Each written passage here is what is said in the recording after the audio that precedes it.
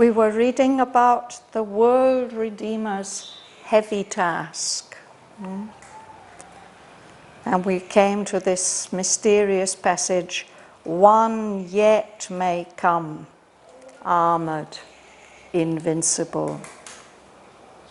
And some people asked me about it after the class yesterday, and I had to think about it a bit. And I think we have to see it in the context of the poem. This is Narad speaking. Narad is saying, one yet may come. And this whole story is supposed to have taken place long back in time. Asvapati is supposed to have been, is presented as the first one who had the Vedic knowledge.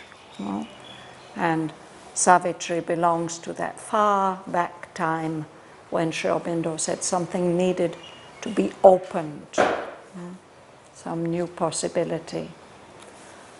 So when we come towards the end of the poem, then the Supreme Lord is prophesying to Savitri that your life and Satyavan's life are preparing something in the far future, and you will have to come again and again until the hour of the mighty mother draws near. So I think it's like that, looking forward into the future. But even that world Redeemer, he has to enter into the inconscient to learn its workings and its law. And there's a description of the inconscient. All rose from the silence, all goes back to its hush. Its somnolence, the somnolence of the inconscient, founded the universe. Its obscure waking, when evolution just starts and begins, if we see only that, the world seems vain, useless, futile. So I will start from there.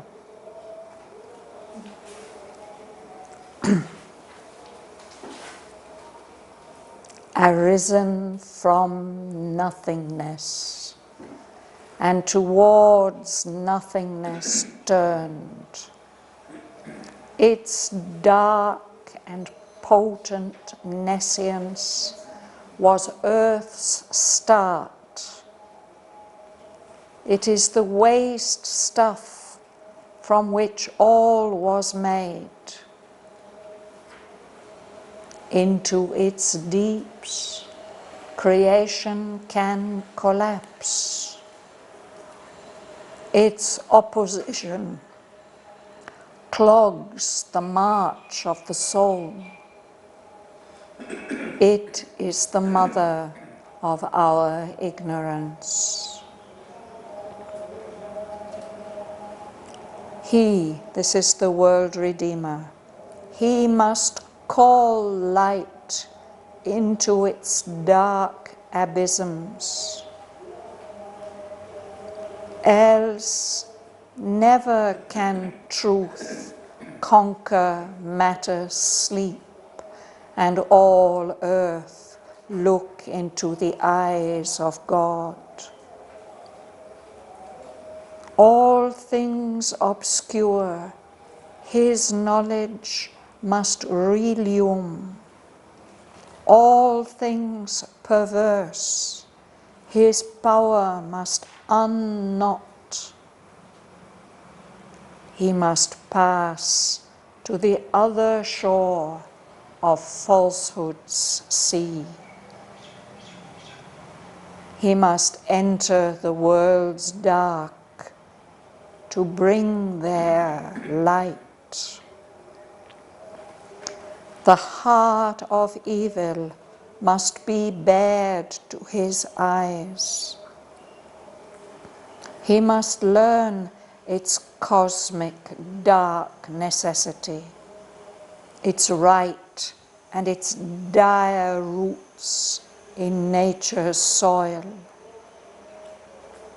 He must know the thought that moves the demon act and justifies the titan's erring pride and the falsehood lurking in earth's crooked dreams.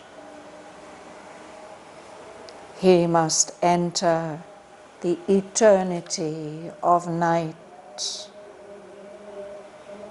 and know God's darkness as he knows his sun. For this he must go down into the pit. For this he must invade the dolorous vasts. Imperishable and wise and infinite, he still must travel hell, the world to save. Into the eternal light he shall emerge, on borders of the meeting of all worlds.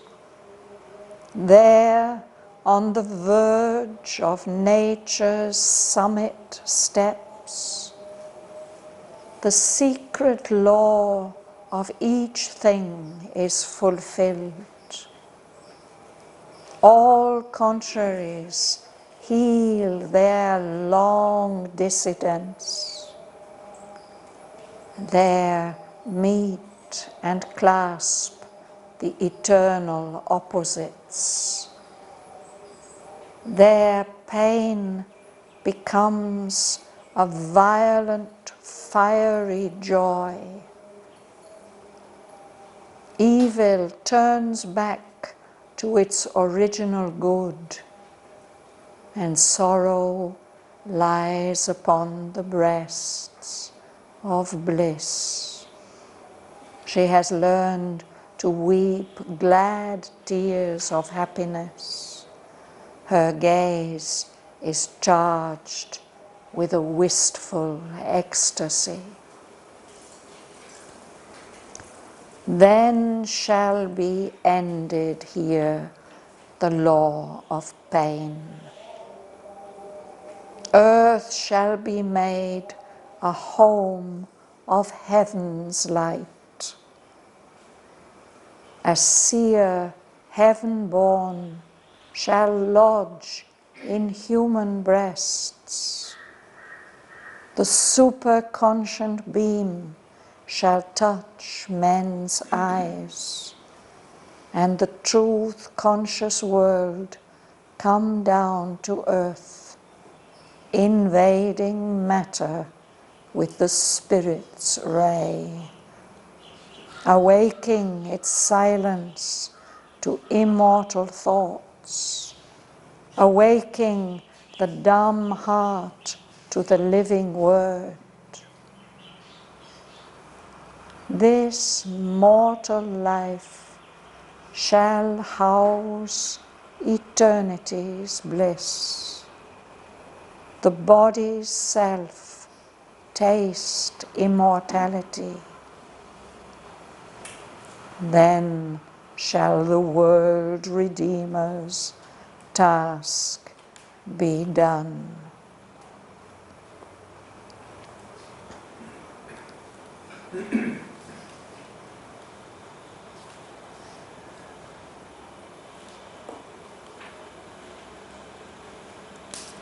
You'll begin, Dhanalakshmi.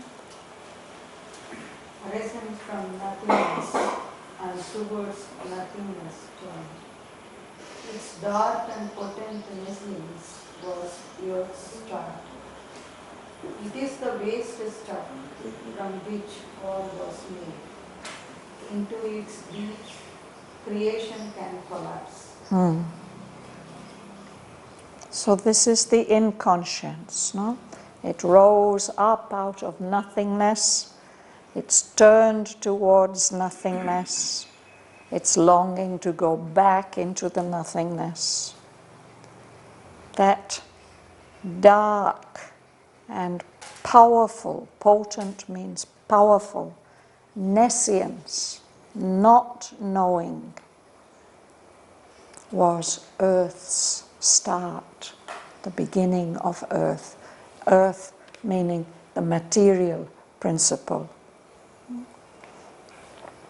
We have the word science, which means knowledge. Nescience means no knowledge.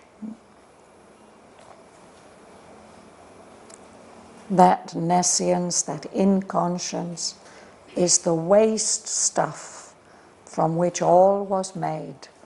Out of it, all that, those scattered remnants, all that chaos.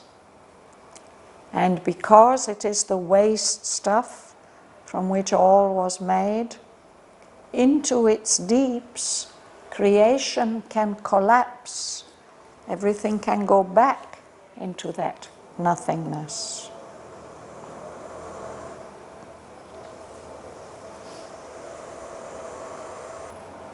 Suresh? Its opposition knows the march of the soul. It is the mother of our ignorance. So it's that opposition, it's the resistance of the inconscience which clogs it. Clogs, that's what's happened to your feet if you have to walk through sticky mud. You get great red shoes of clay. No? Here it happens to us in the rainy season. Can't move. The soul wants to march forward, but it's always being hindered by this resistance of the inconscience, which is the mother. It has given birth to our ignorance, our half-knowing. Bärbel. He must call light into its dark abysses, else never can choose one clear matter's sleep, and all earth look into the eyes of God. So he, the world redeemer, his task is to call light into those dark, deep places. An abysm, it's a very deep hole. He has to bring the light into the darkness. If he doesn't do that, then truth will never be able to conquer this sleepy, unconscious state of matter. But that is the aim of the world Redeemer, to enable all earth to look into the eyes of God, to become conscious and aware of the divine. Bhavan? All things obscure his knowledge must reveal.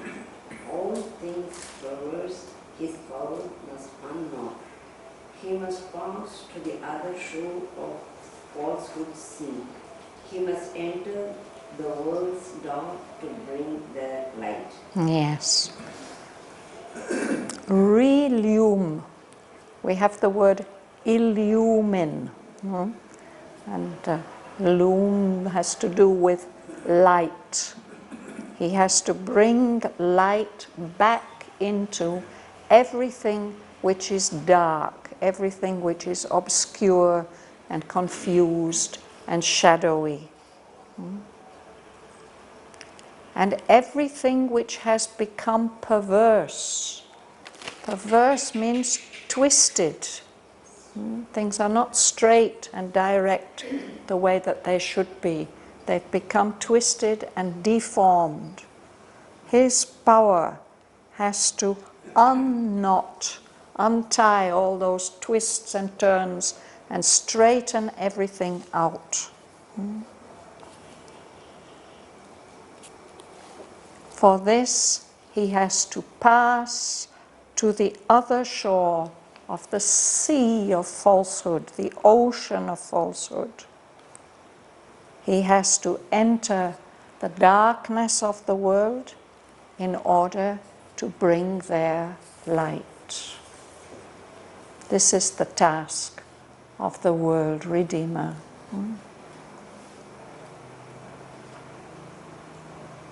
Alice, would you read?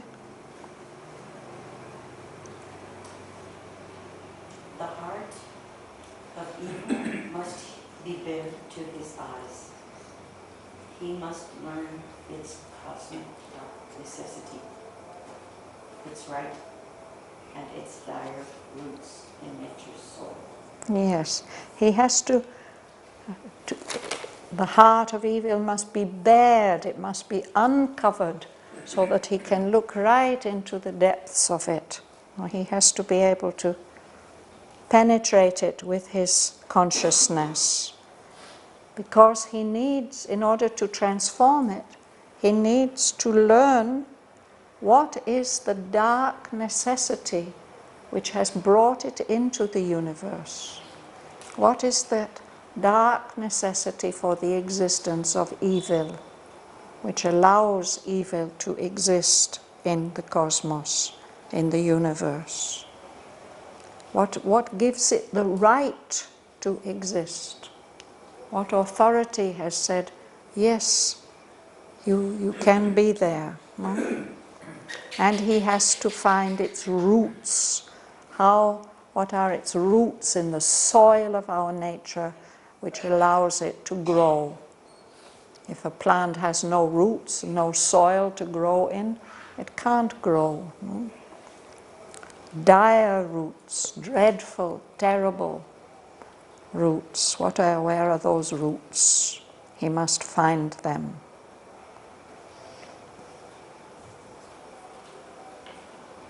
Tamarai? He must know where true thought was the demo fact and just facts, the titans aching Pride. and the falsehood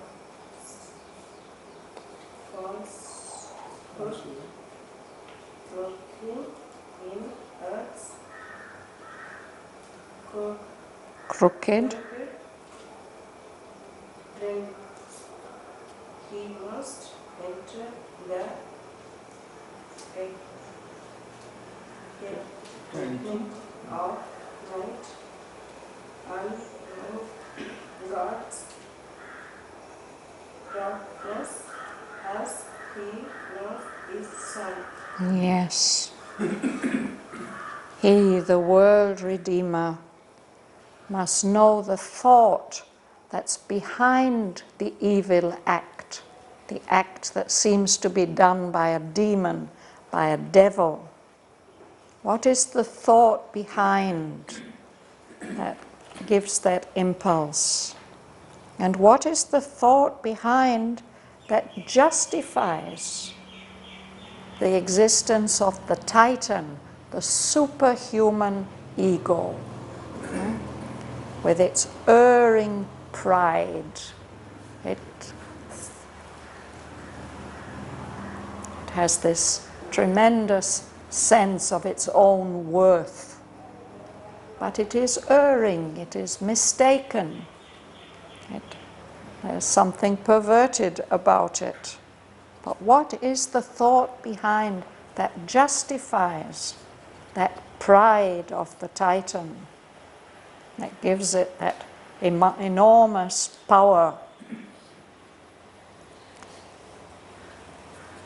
And he must know what justifies, what gives the right to that falsehood which is lurking, hiding in the crooked dreams of earth, as if there's something perverted, twisted, even in the dreams of earth.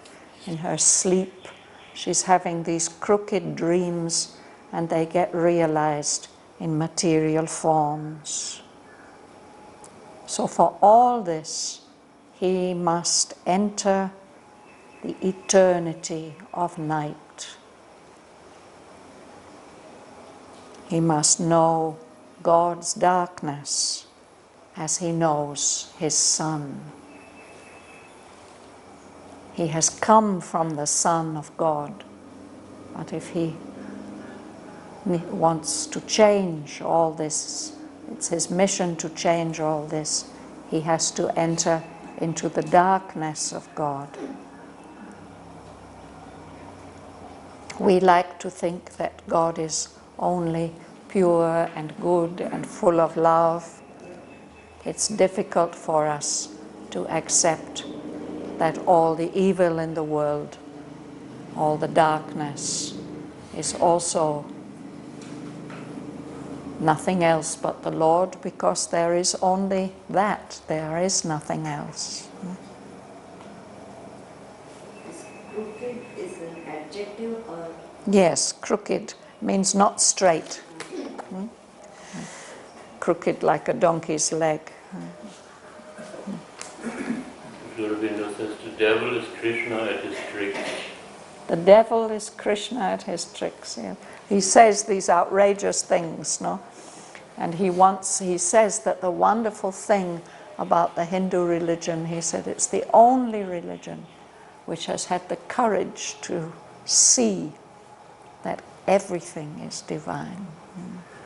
Yeah. And yet everything has to be changed. The world Redeemer has to come. It's not meant to stay crooked and perverted like this.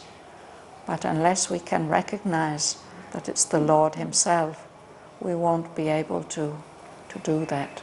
So this is the task of the world Redeemer, to know God's darkness as he knows his Son.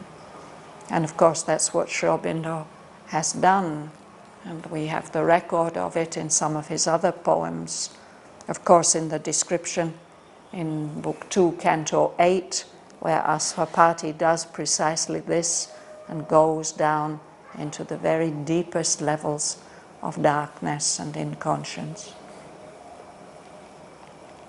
And we find it also in a couple of Sri Aurobindo's sonnets. For example, the sonnet called Night. And there's the famous longer poem, A God's Labour, where he describes how he has to go down into the filth and the dirt and dig there in order to make a bed for the golden river's song, for the higher light to be able to flow down and realize those dreams he has of the earth. Mahalingam. For this, you must go down into the pit. For this, you must invade the earth's vast. You can read the next two lines. Imperishable and wise and infinite, he still must travel hell, the world to save. So, into the pit, into the deepest, darkest abysm. He must invade, he must push his way into those vasts, the dolorous vasts that are full of sorrow and suffering. He himself is imperishable. He can't die. He's wise. He's infinite. But he must accept a human form and go down into these lower levels. He still must travel hell, the world to save.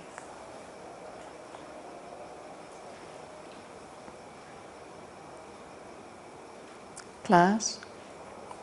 Into eternal light he shall emerge, to the borders of the meeting of all worlds. There on the verge of nature's summit steps, the sacred law of each thing is fulfilled. All contraries yield their non-precedence. Yes.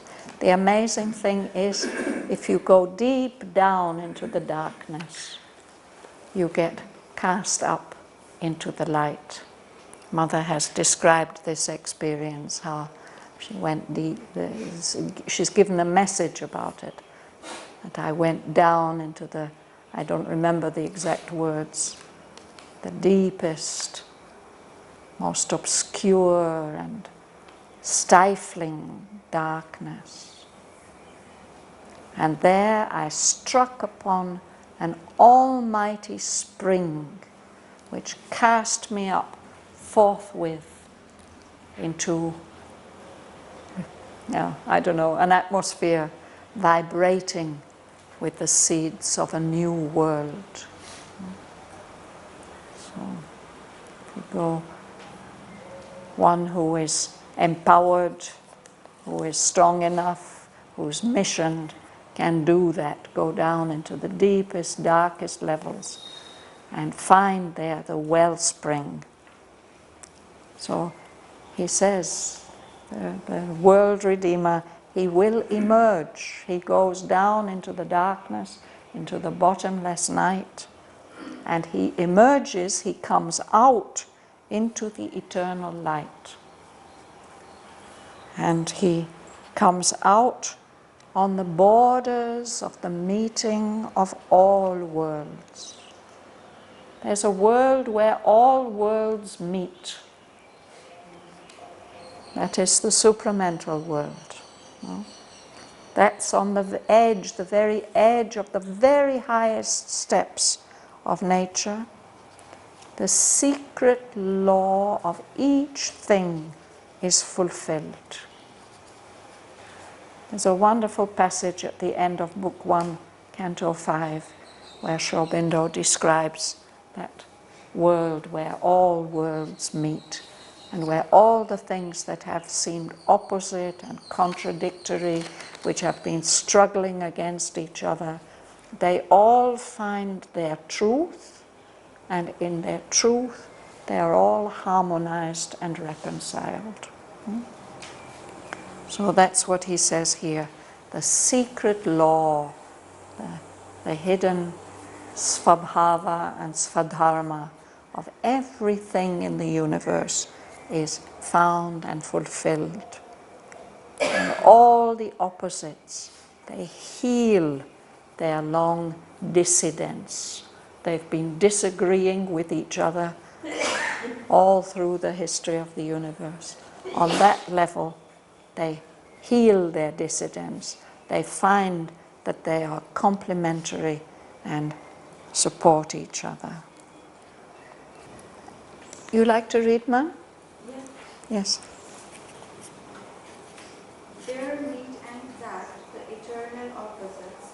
Their pain becomes a violent fiery joy. Evil comes back to its original good, and sorrow lies upon the breast of bliss. She learned to weep glad tears of happiness. Her gaze is charged with a wistful Ecstasy. Yeah. She there. She here is sorrow. So the eternal opposites, we live in a world of opposites, of dualities, no? All the things that seem to be eternally opposite. But in that world, on the verge of nature's summit steps, they meet and they embrace each other. And the perversions, pain, becomes a violent, fiery joy, an intense joy. Evil turns back to its original good. There seem to be such opposite things, but on that level it finds its justification and its fulfillment, and it turns back to that original good from which it came. And sorrow embraces, lies upon the breasts of bliss, of Ananda. There in that world, sorrow has learned to weep glad tears, happy tears. And her eyes, those weeping eyes, those sad eyes, they still look a little bit sad, they look wistful. This is a word that means there's some longing, nostalgia, something like that.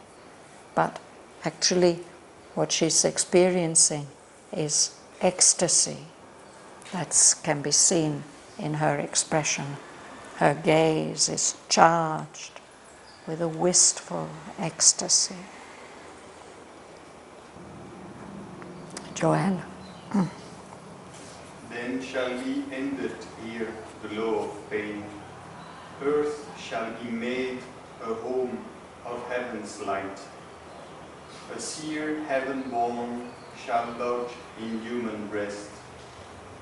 A superconscient being shall touch men's eyes, and the truth-conscious world come down to earth, invading matter with the Spirit's ray, awaking its silence to immortal thoughts, awaking the dumb heart to the living word. Yes. So this is a wonderful prophecy on Narad's part. He's been asked, why is there pain? No? And he hasn't finished giving his answer. He will give more explanations about why there is pain. But here he's speaking about pain, particularly in the case of those great souls who come with a mission to change things on earth. What sufferings they have to go through in order to bring about the great change. But when it happens, then shall be ended here in this material world the law of pain. It won't be necessary for there to be pain and suffering anymore, because earth shall be made a home of heaven's light. And in human breasts, here we are with our ignorant feelings and half knowledge, our souls clogged by the action of the inconscience. But when the world Redeemer's work is done, a seer, one who can see the truth, a rishi, heaven-born, born from heaven, divine, will be living in human breasts. Actually, that seer, heaven-born, maybe it's there already, but it hasn't opened its eyes. It's still clogged by this action of matter. No? That beam of light which is superconscient, above all our consciousness, it will come down and touch our eyes. We should be able to see things as they really are. The truth conscious world, the world of supermind, will come down to earth. It will enter into matter, bringing the ray, the pure ray of the Spirit's existence and consciousness and bliss. It will wake matter up. It will awake the silence of matter up to immortal thoughts. It will wake up the dumb heart, the heart that can't express its deepest truth. It will wake it up to the living word, the word of creation, the word that says yes to everything. Truth conscious world is supramental world. The truth conscious world is the supramental world, yes.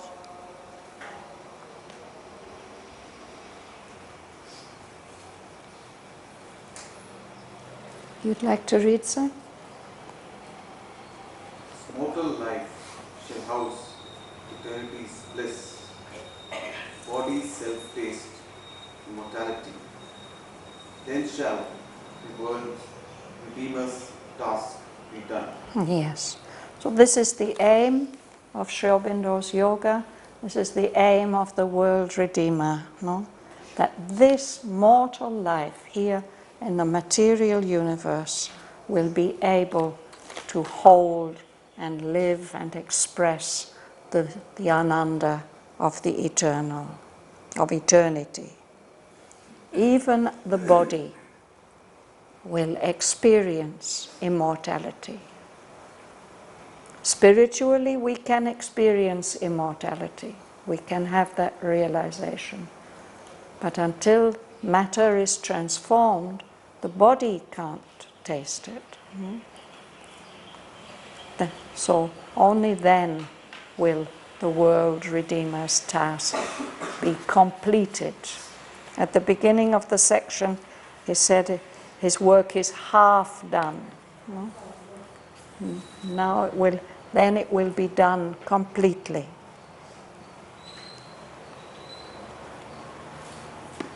You'll read, Ganga Lakshmi? Till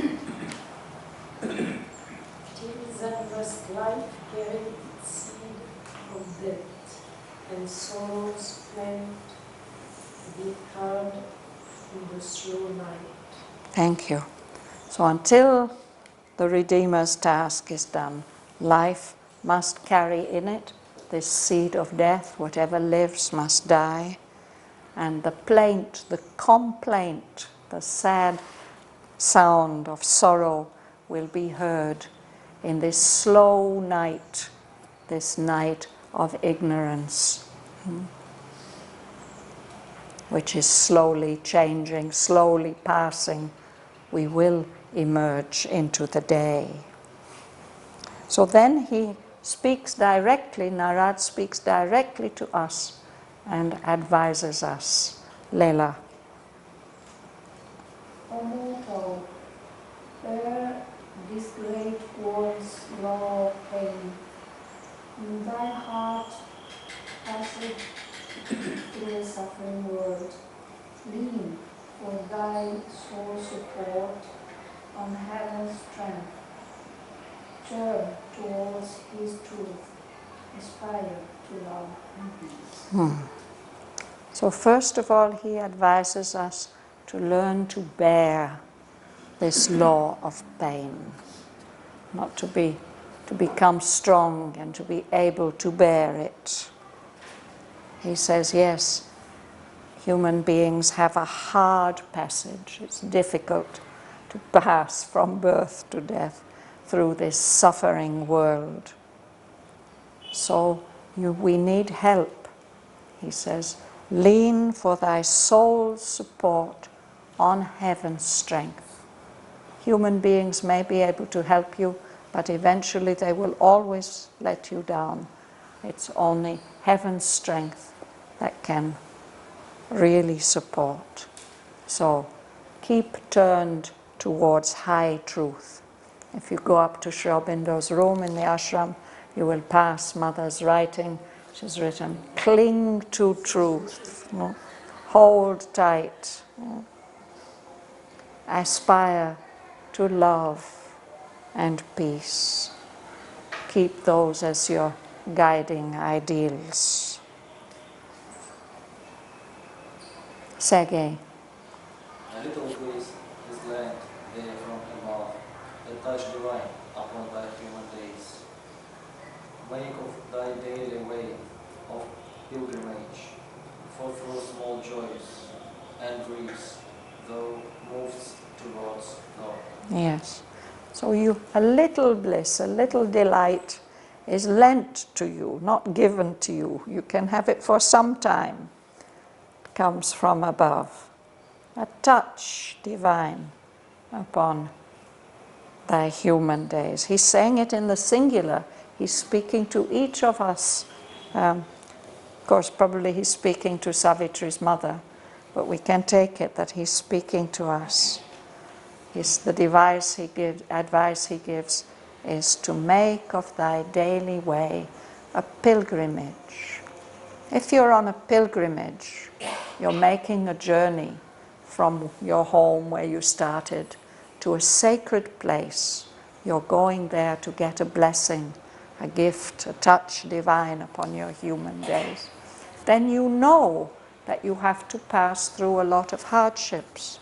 That's even the point of the pilgrimage, no? That you do something which is not easy. People go on foot for thousands of miles, no, to reach the goal.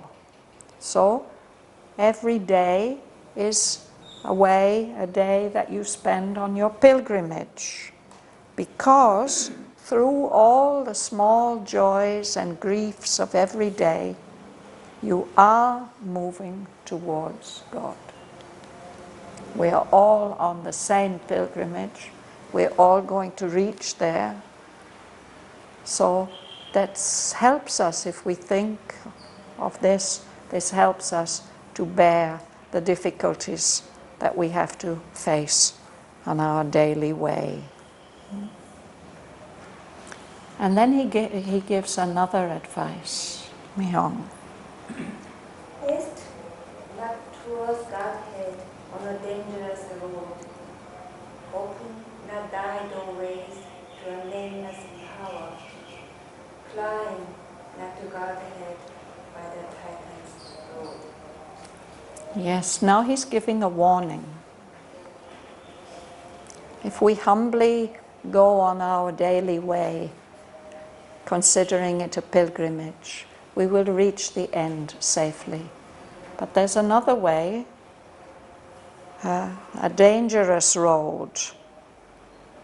If we are impatient and ambitious, we open our doors, our inner doors, the doors of our bodily house, to a dangerous power. And that may drive us to try to conquer heaven, to take heaven by storm, climb up to Godhead, to divinity, by the Titan's road. Sri Aurobindo uses this word Titan, which is a word from Greek mythology. In Greek mythology, the Titans are the original gods, the powerful beings before there were the gods of light, the Olympian gods who brought light and order into the world. But in Savitri, Sri Aurobindo, of course, uses it sometimes as an adjective, but he uses it as an equivalent of the Indian term Asura or Rakshasa. The Asuras and Rakshasas are beings who don't care about the divine at all. They don't recognize, or they may recognize his existence, but they want to use him for their own purposes.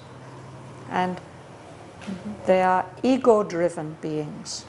The Rakshasas are driven by the vital ego, and the Asuras are driven by the mental ego.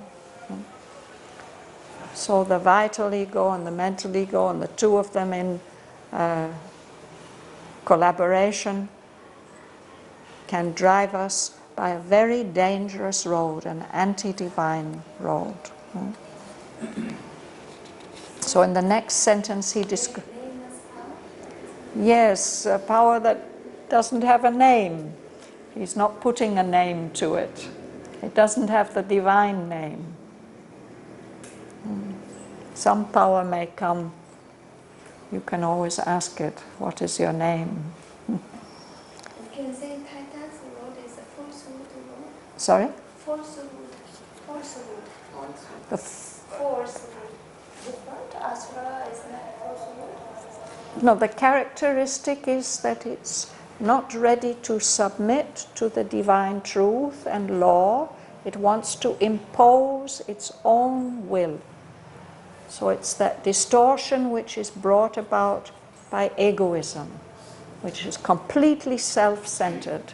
It doesn't have any care for anybody else or anything else, only its own will and wish and preference. So we'll just read what is the characteristic of the Titan. Against the law, he pits his single will. Across its way, he throws his pride of might. Heavenward he clambers on his tail of storm, aspiring to live near the deathless sun. So there's some aspiration. There's a will for something higher.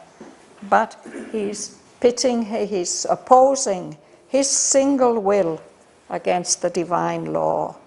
And across the unfolding of the law, he puts his own pride of might. I'm so strong, I'm so powerful, do it my way. And some of those titans, those asuras, they have wanted to become great spiritual beings. There are stories like that. They climbing difficultly up the stair of storms towards heaven. But that's not the sunlit way that our soul should follow. He's aspiring to live as near as he can to the deathless sun. Rosa. So here the pits is used as a verb. Sorry? Pits. Pits, to pit. Yes, it means to oppose, to compete. We pit two boxers against each other to see which one is strongest. He strives with the giant strength to wrest by force from life and nature the immortal's right. He takes by storm the world and fate and heaven. Yes. So this is another characteristic of the Titan, his giant strength. And he uses that giant strength to seize, to wrestle by force the right of the immortal. He wants to get that from life and from nature. He wants to take by storm. An army storms a point that it wants to conquer, to overcome. So the Titan tries to rule the world and fate and heaven, all according to his own will, with his own strength.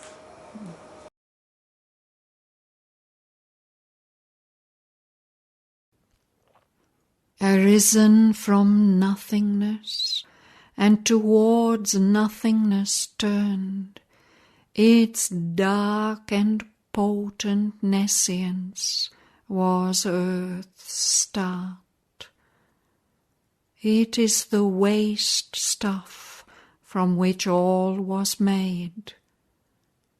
Into its deeps creation can collapse. Its opposition clogs the march of the soul. It is the mother of our ignorance. He must call light into its dark abysms, else never can truth conquer matter's sleep, and all earth look into the eyes of God. All things obscure his knowledge must relume. All things perverse his power must unknot. He must pass to the other shore of falsehood's sea. He must enter the world's dark to bring their light. The heart of evil must be bared to his eyes. he must learn its cosmic dark necessity, its right and its dire roots in nature's soil. He must know the thought that moves the demon act and justifies the Titan's erring pride and the falsehood lurking in earth's crooked dreams. He must enter the eternity of night and know God's darkness as he knows his sun. For this he must go down into the pit. For this he must invade the dolorous vasts. Imperishable and wise and infinite, he still must travel hell the world to save. Into the eternal light he shall emerge, on borders of the meeting of all worlds. There, on the verge of nature's summit steps, the secret law of each thing is fulfilled. All contraries heal their long dissidence. There meet and clasp the eternal opposites. There pain becomes a violent, fiery joy. Evil turns back to its original good, and sorrow lies upon the breasts of bliss. She has learned to weep glad tears of happiness. Her gaze is charged with a wistful ecstasy.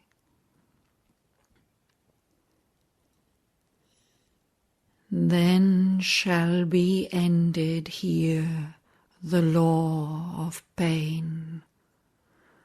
Earth shall be made a home of heaven's light.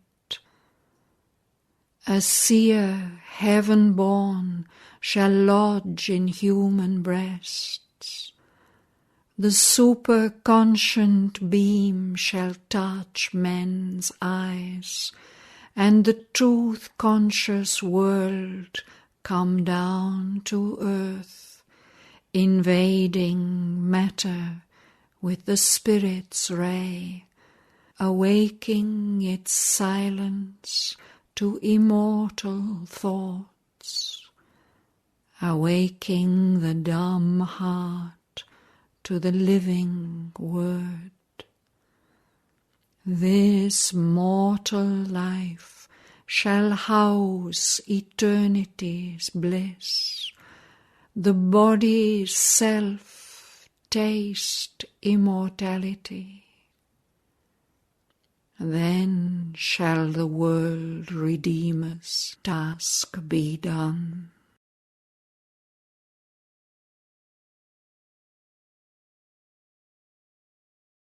Till then, must life carry its seed of death, and sorrow's plaint be heard in the slow night. O mortal, bear this great world's law of pain. In thy hard passage through a suffering world, lean for thy soul's support on heaven's strength. Turn towards high truth aspire to love and peace.